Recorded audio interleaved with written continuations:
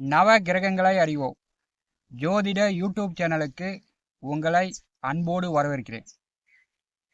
இந்த பதிவில் பரபவ ஆண்டின் ஆடி மாத ராசி பலன்கள் காணலாம். இந்த ஆடி மாதத்தில் அனைவருக்கும் நல்ல திருப்பங்கள் உண்டாகும். கடந்த வைகாசி மாதத்திலும் நடப்பு ஆணி மாதத்திலும் பார்த்தீங்கன்னா இரண்டு அமாவாசை. பெரும்பாலும் பார்த்தீங்கன்னா மழை இல்லை, விவசாயம் பண்ண பயிரெலாம் வதங்கி போச்சு, காஞ்சி போச்சு.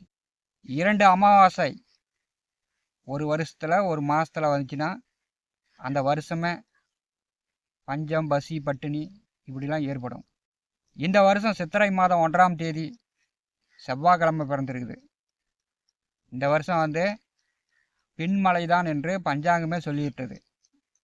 அதாவது ஆவணி, புரட்டாசி, ஐப்பசி, கார்த்திகை மாதங்களில் வடகிழக்கு பருவமழை தான். வந்தது தான், வரலைன்னா போனது தான். ஆடி மாதத்தில் கடகராசியில் கடக ராசி அதிபதி சந்திரன் அமாவாசையிலும், மகர ராசியில் சந்திர பகவான் பௌர்ணமியாகவும், மகர ராசியில் இந்த ஆடி மாதம் சந்திர பகவான் முழு பலம் பெறுவார். தன்னுடைய சொந்த ராசியில் இந்த மாதம் சந்திரன் பலம் இழக்கக்கூடிய மாதம். அதனால தான் இந்த மாதத்தில் ஆடி அமாவாசையில் இறந்த முன்னோர்களுக்கு, பெரியவர்களுக்கு தர்ப்பணம் திதி கொடுக்கக்கூடிய ஒரு விசேஷமான நாட்களாக அமைகிறது. ரிஷபத்தில் செவ்வாய் அமர்ந்து சிம்மத்தில் இருக்கக்கூடிய சுக்கிர பகவானை பரிசுகிறார்.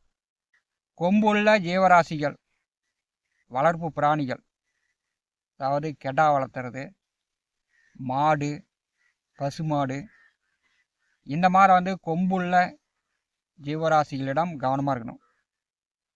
பருவமுள்ள மாட்டை வயதானவர்கள், பெண்கள் போய் அசால்ட்டாக தினந்தோறும் தானே பிடிக்கணும் அப்படின்னு அசால்ட்டாக போய் இந்த மாதம் பிடிக்கக்கூடாது. பருவமுள்ள மாட்டை போய் அசால்ட்டாக பிடிச்சிங்கன்னா மேலே பாஞ்சிடும், மேலே எகிரிடும். அப்புறமேட்டி வயதானவர்கள் போய் பிடிச்சாங்கன்னா கீழே விழுந்துருவாங்க, தலையில் அடிபடும், இடுப்பு எலும்பு உடஞ்சி போயிடும். கடந்த வருஷம் மாடு பாஞ்சி இறந்தவர்கள் ஏராளமாக உண்டு. இது ஒரு எச்சரிக்கை தான். இந்த ஆடி மாதத்தில் கடகராசி அதிபதி சந்திரன் கடகராசியில் தன்னுடைய பலத்தை இழப்பார்.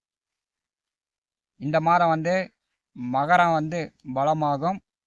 கொம்புள்ள ஜீவராசிகளிடம் மனிதர்கள் தினந்தோறும் பிடிச்சி தானே கட்டிகிட்டு இருக்கிறோம் அப்படின்னு பருவமுள்ள மாட்டை அசால்ட்டாக போய் பிடிச்சிங்கன்னா அதனால் பாதிப்புகள் உண்டாகும்.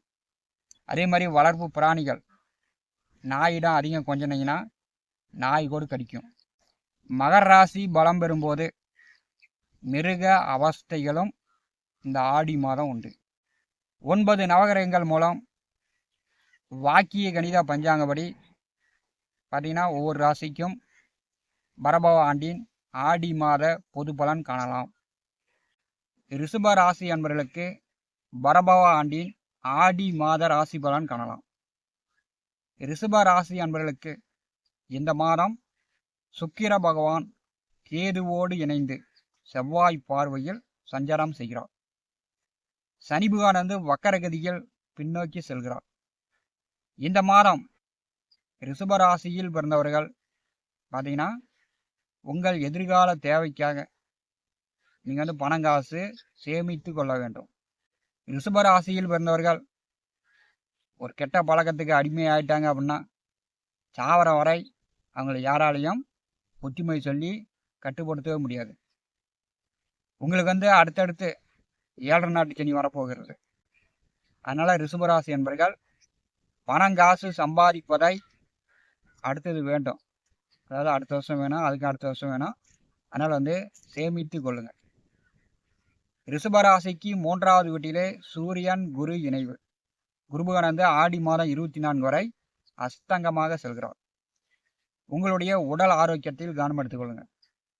அதாவது டிரைவர்கள், வண்டி வாகன தொழில் செய்யக்கூடியவர்கள், அதாவது உட்காந்துக்கிட்டே ட்ராவல் பண்ணக்கூடியவர்கள் உடல் ஆரோக்கியத்தில் கவனம் எடுத்துங்க. மர்மஸ்தானங்களில் கட்டி கொப்பளம் இந்த மாதிரியான பிரச்சனையை குரு அஸ்தங்கமாக இருக்கும்போது ஏற்படுத்தி விடுவார். 3வது வீட்டிலே சூரியன் செல்வது வேலையில் இருந்தாலும் சரி, வேலை தேடி கொண்டிருப்பவர்களாக இருந்தாலும் சரி, இப்போ பார்த்தீங்கன்னா வேலை கிடைக்கும், அதிகார பதவி கிடைக்கும். ஆடியில் அதிகார பதவி உண்டு. அரசு உதவி, அரசு சலுகைகள் ரிஷபராசி என்பர்கள் இந்த ஆடி மாதம் எதிர்பார்க்கலாம். 3வது வீட்டிலே சூரியன் செல்வது உங்கள் முயற்சிகள் அத்தனையும் வெற்றியாகும். இப்போ வீடு கட்டணும் அப்படின்னு நினச்சிங்கன்னா வீடு கட்டலாம். புதுசாக வண்டி வாங்கணும் அப்படின்னா வண்டி வாங்கலாம்.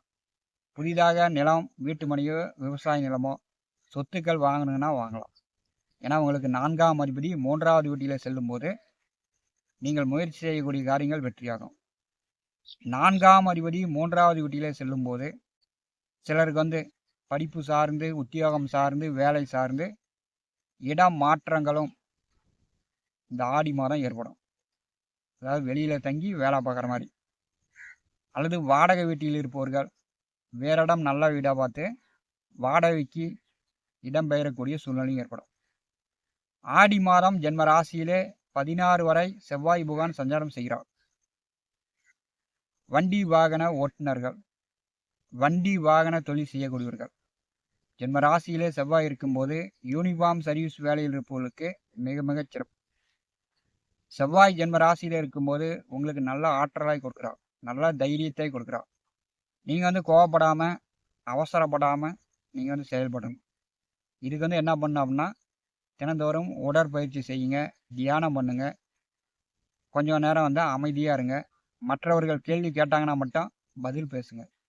ஆடி மாதம் 16ஆம் தேதி 2வது வீட்டிற்கு செவ்வாய் வருகிறார்.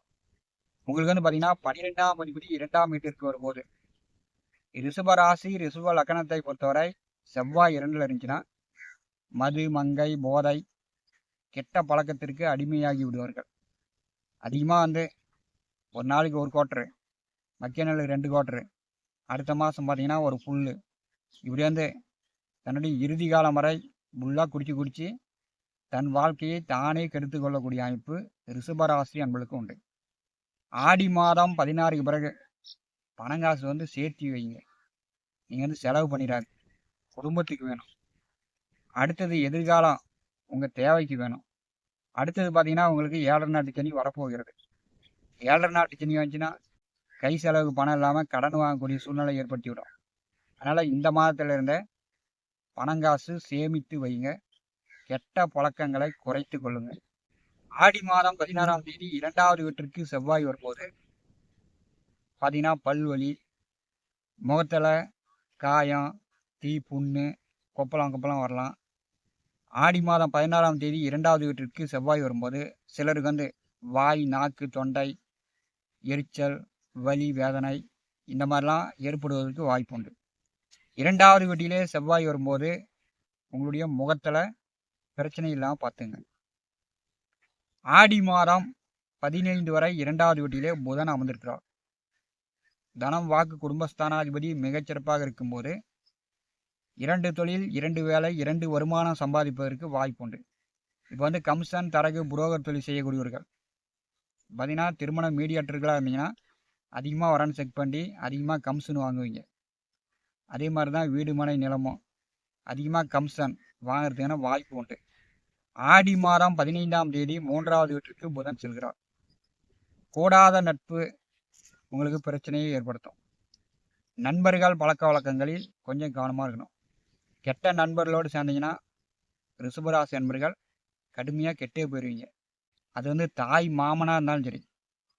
3வது வீட்டிலே சந்திரனுடைய வீட்டிலே உங்களுக்கு பூர்வ புண்ணிய புத்திரஸ்தானாதிபதி புதன் செல்லும்போது தாய் மாமனாகவே இருந்தாலும் சரி, அவர் புத்திமதி உங்களுக்கு நல்லா சொல்லணும்னா உங்களை அவரே கெட்ட வழியில் கூட்டிகிட்டு போய் கெடுத்து விட்டு போயிடுவார். அதே மாதிரி தான் நண்பர்கள், நல்ல நண்பர்கள் இல்லைன்னா நீங்கள் நீங்களே அந்த நண்பனோடு சேர்ந்து கெட்டு போயிடுவீங்க. 3வது வீட்டிலே புதன் செல்லும்போது கண்டிப்பாக கூடாத நண்பர்களிடம், சேராத நண்பர்களிடம் சேர்ந்து கெடுற அளவுக்கு வாய்ப்பு உண்டு. நண்பர்கள் விவகாரங்களில் ரிஷபராசி நண்பர்கள் கவனமாக இருங்க. ஆடி மாதம் 17 வரை 4வது வீட்டிலே சுகஸ்தானத்திலே கேதுவோடு இணைந்து சுக்கிர பகவான் சஞ்சாரம் செய்கிறார். ஆடி மாதம் 1ஆம் தேதி பார்த்தீங்கன்னா ஆடி 1, 2ஆம் தேதிலாம் சந்திரனும் சூரியனும் பரிவர்த்தனை யோகம். வேலை சார்ந்து, உத்தியோகம் சார்ந்து, உங்கள் தொழில் சார்ந்து வீட்டை விட்டு வெளியில் தங்குற மாதிரி, இடம் பெயர்ற மாதிரி இந்த மாதம் ஏற்படும். அல்லது வாடகை வீட்டில் இருப்பவர்கள் வேறு வீட்டுக்கு இடம்பெயரக்கூடிய சூழ்நிலை ஏற்படும். சந்திரனும் சூரியனும் பரிவர்த்தனையில் இருக்கிறாங்க. உங்களுக்கு 6ஆம் அதிபதி தான் சுக்கிரன். 6ஆம் அதிபதி 4வது வீட்டிற்கு வரும்போது வீடும் வேணாம், சொத்து வேணாம், நிலமும் வேணாம் அப்படின்னு வீட்டை விட்டுட்டு எதுவுமே வேணான்னு ஓடினவர்கள்லாம் உண்டு. சுக்கிர பகவான் 4வது வீட்டிலே கேதுவோடு இணைந்து இருக்கும்போது சிலர் வீடு கட்டலாம், புதிதாக வண்டி வாகனங்கள் வாங்கலாம். 4ஆம் இடம் சார்ந்து நீங்கள் வசதி வாய்ப்புகளை ஏற்படுத்தி கொள்ளலாம். ஆடி மாதம் 17ஆம் தேதி 5வது வீட்டிற்கு சுக்கிரன் செல்கிறார். ரிஷபராசிக்கு 5லே சுக்கிரன் செல்வது, அதாவது 6ஆம் அதிபதி 5வது வீட்டிற்கு வருகிறார். குழந்தைகள் சார்ந்து பார்த்தீங்கன்னா ஒரு சிலருக்கு செலவுகளை ஏற்படுத்தும். அது படிப்பு சார்ந்தா இருக்கலாம், குழந்தைகளுடைய உடல் ஆரோக்கியம் சார்ந்தா இருக்கலாம். ஆடி மாதம் 17க்கு பிறகு ரிஷபராசிக்கு 11வது வீட்டிலே சனி பகவான் வக்கரகதியில் செல்கிறார். லாபச்சனி, லாபத்திலே இருந்து பன்மடங்கு லாபங்களை கொடுத்து கொண்டிருந்தார். இப்போ வக்கரகதியில் செல்லும் போது ரிஷபராசி என்பர்கள் கூடாத நண்பர்களுடன், சேராத நண்பர்களுடன் சேர்ந்து கெட்டு போகக்கூடிய அமைப்பெல்லாம் உண்டு. 11வது வீட்டிலே சனி வக்கரகதியில் செல்லும் போது நண்பர்கள் பழக்க வழக்கங்களை தவிர்த்திடுங்க, கெட்ட பழக்க வழக்கங்களை குறைத்து கொள்ளுங்க. நவ கிரகங்களை அறிவோம். இந்த ஜோதிட யூடியூப் சேனலில் தினந்தோறும் ஜோதிட பலன்கள் பதிவிடப்படும். நம்முடைய சேனலை பார்த்து கொண்டிருக்கக்கூடிய அன்பர்கள் சப்ஸ்கிரைப் செய்து கூடவே இருக்கின்ற ஆல் பட்டன் அழுத்திங்க. நன்றி.